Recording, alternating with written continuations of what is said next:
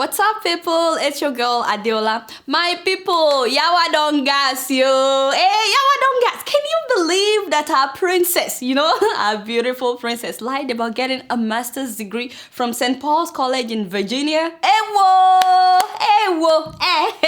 The school said they don't offer any master's program. Not now, not in the past. So where did she get the master's degree now? I've been telling you. I said, Nigerians, are we sure that Madam qualifies to run our aviation industry? I said, I wish sure that she, call it the war. This is a serious issue, my dear. Can you change the photo? We're talking about serious issue. What is wrong with you now? Give me something with a closed mouth. Yes, that is better. I'm beginning to suspect you. That degree that you wrote on your resume, that your CV that you gave me before you started working with me, I need to double check that your degree one more time. My friend, I can't trust anybody anymore. No. The world has changed. Lord have mercy. Lord have mercy. I fear this woman, no. Seriously, people like this, I fear them. Nigerians, we need to stop lying about getting foreign degrees now. You know what surprised me the most is the fact that the Speaker of the Senate said that they don't verify documents presented by security agencies. I said, even me, can I hire somebody without double checking and cross checking and third checking all their degrees? You get what I'm saying? And you're not ashamed of saying that, Mr. Speaker. Only God knows how many officials have gotten away with such. Let me give you a tip. There's a website called degreeverify.org. Yes. If you go to that website, you can type anybody's name. Anybody that claims they have a degree in the US, and you can type anybody's name to see if they actually got a degree. If they were lying, you will know. You see? Some of you did not know about that. Now you know. You need to thank me for telling you about this. Now do well. Some people have been saying that Madam is innocent and you don't need a master's program to become a minister. I said that is not the issue. The issue is that she lied. Or why did she change her profile on Wikipedia as soon as the story came out? She lied to us Nigerians. Why would you claim you have something that you don't have? The main issue is that she's not the first and she will not be the last. Remember when the former speaker, Salisu Buhari, lied about getting the degree from the University of Toronto in Canada? Toronto certificate, remember? That one even lied about his age. Yeah, so he increased it by 7 years. And then when he got busted, he threatened to sue the news magazine that busted him. Can you imagine how bold these people are, even after they've been caught? Of course, they gave him the option of going to jail or paying a fine, which he conveniently and gladly paid, out of his pocket. Only for him to receive a presidential pardon from Mr. Goodluck Jonathan. And a new appointment as a member of the Governing Council of the University of Nigeria, Nsukka. Did I mention that we like to celebrate criminals in Nigeria? Again, this has been happening for so long in Nigeria, and people are getting away with it. Remember Mr. Bola Tinubu as well? He was once in the news for, my dear, this is not a good day for comedy, okay? These are serious issues. In case you have not noticed, there's something we call respect in Nigeria. You don't have it. You lack it. You lack fundamental respect. Change the picture, my friend. Let this be your last time. Remember when Mr. Bola Tinubu said he went to University of Chicago when he actually attended Chicago State University? I know that, that may be a slip of tongue or something, but they are actually two different schools. Yes.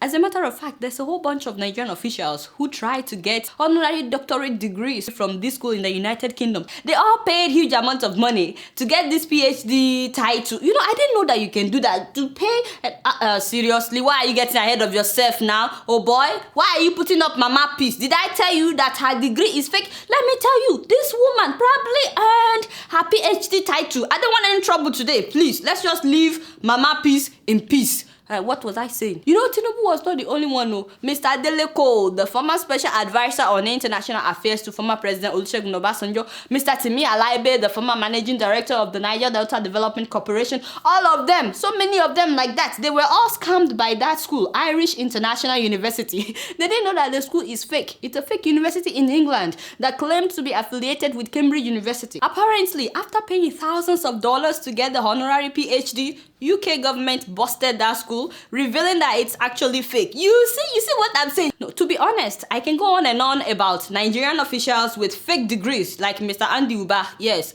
who faked his bachelor's and master's and doctorate degree. Can you imagine? That is a criminal offense. Now, before anyone out there, before you all think that is how all Nigerians are, no. Nope.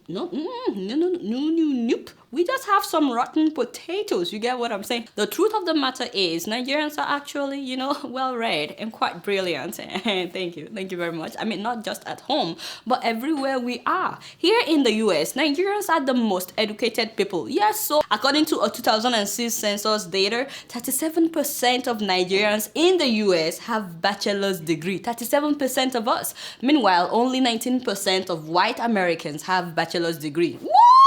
17% of Nigerians here in America have master's degree, and only 8% of white Americans have their master's. Woo, la, la. Guess what? 4% of Nigerians have their doctorate degree, while only 1% of white Americans have their doctorate degrees here in the US, and that's what I'm talking about. I mean, that was based on a 2006 survey, and we're doing better each year, so you can only guess where we are right now, which is why it's a disgrace to read about officials doing stuff like this and getting away with it. Meanwhile, thousands of young graduates that are very smart and very brilliant in Nigeria, they're out there on the street unemployed, or some of them underemployed. You get what I'm saying? Riding Okada, doing fashion designing, and teaching Yoruba education in schools.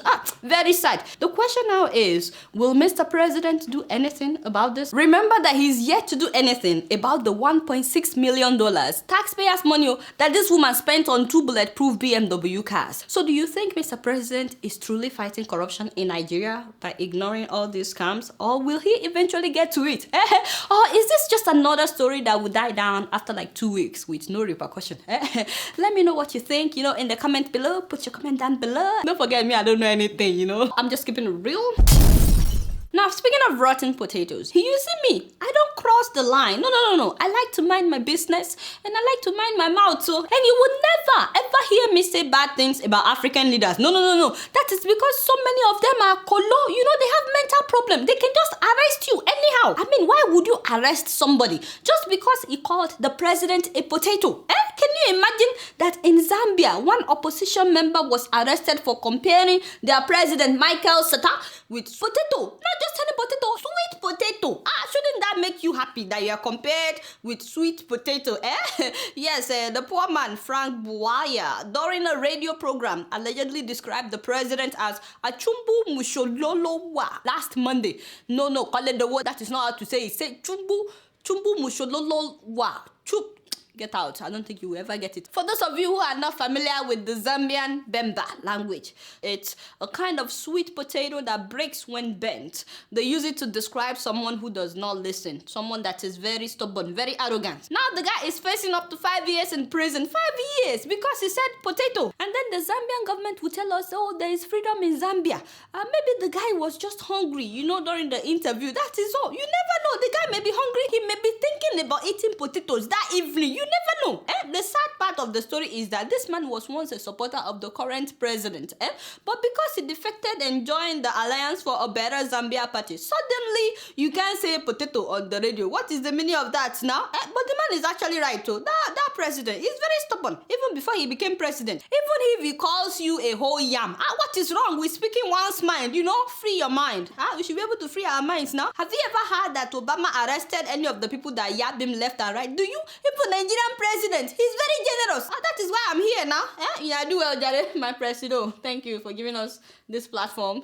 All I'm saying is that my Zambian people, learn from me, okay? Be very careful when you criticize your government officials. Make sure that you are not thinking about lunch when you are talking about your president. It is very dangerous. Whatever you are seeing in your head, you will be using it as illustrations. Before you know it, you may be arrested though. At least finish your lunch before you talk about your politicians. That is all I'm trying to say. That reminds me of one man in Zimbabwe, Takura Mufumusi, last year, who was arrested and taken to court because he tried to wipe himself in the toilet with a Mugabe selection poster. Yes, so stuffs are happening in Zimbabwe by people. Can you believe that you cannot even do your business quietly in the toilet without somebody watching you, paying attention to the kind of toilet paper that you use? Or poster papers. What is the meaning of that now? They took the poor man to court and charged him with violating the Electoral Act and destroying political materials. He was just trying to recycle the posters. If only he had connections with those Lagos boys, the ones that like to do their business outside. He could just sell them some of these poster papers. These African leaders, I'm telling you, they're very crazy. What is that? What does that smell? Call it a wolf? What? Hey, call it a wolf. I've told you in the past, whenever I'm talking about these guys, you don't have to put up their picture. Trust me, people know what I'm talking about. I need some fresh air. I'll be right back. Moving on to Gambia. Yes, we're talking about our president, Yahya Jammeh, who claims that he can cure diabetes, high blood pressure, infertility, asthma, hypertension, and even HIV/AIDS. Lord have mercy. I'm telling you, sometimes when you're vested with too much power, you start to think that you are God. Remember, he said that he also communicates with jinns, like a genie. Not a pair of jinns, my brother. Have you not seen Aladdin? Remember the genie? Yeah, in Aladdin. That is my favorite animated movie of all time. Classic, Let me spend my whole new life with you. What was I saying? Yes, Jammeh. Yahya Jammeh. That man. He took his mom, who is diabetic, to Belgium for medical treatment every few months. I said, Yebo, what happened to your supernatural powers now? Jammeh, what happened to your supernatural powers? Not only that, his wife delivered all their children in the US, and they travel for immunization, common immunization. They have to travel to America. Yet, he's claiming that he brought Gambians the best medical service with doctors from Cuba and Syria. Mr. President, why are you traveling to France now for a treatment which many Gambians believe has to do with the removal of a tumor on the head? You didn't hear this from me, but I heard that he's also suffering from severe diabetes himself. Not be me talking more. You know that as part of his elephant project, that man built hospitals all around the country without medication and doctors. But seriously, Jammeh, instead of trying to sell supernatural treatments, why not just, step down, my brother, and let someone else who cares about the people of Gambia step in? I remember he was like 29 when he became president in 1994. Remember, through a military coup. That time he had nothing. Today, the man is the richest man in Gambia, stealing the people's money, suppressing human rights, and making sure that there's no freedom of press in Gambia. By the way, do you guys know that Jammeh also has some honorary doctorate degrees? One of them from St. Mary's College in Maryland, here in America. I'm not saying anything. I'm just saying that as a president with PhD, people expect more. I don't know anything, I'm just keeping it real.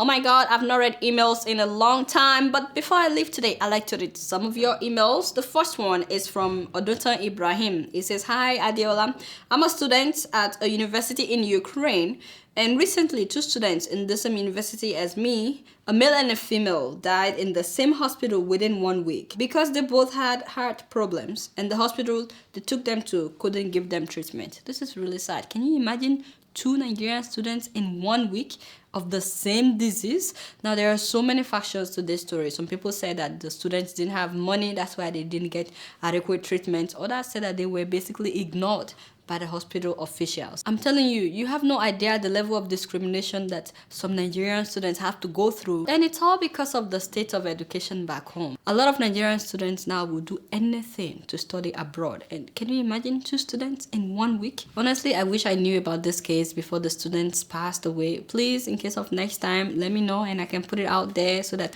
whatever help we can get for them, so that we can get it for them on time. My heart goes out to the families of these 2 students. May their souls rest in peace. Our next email is from Iyabode Aminu, and she says, "Hi Adeola, did you see the Lebanese man that beat up a pregnant factory worker in Lagos? A woman who was 7 months pregnant and lost the pregnancy."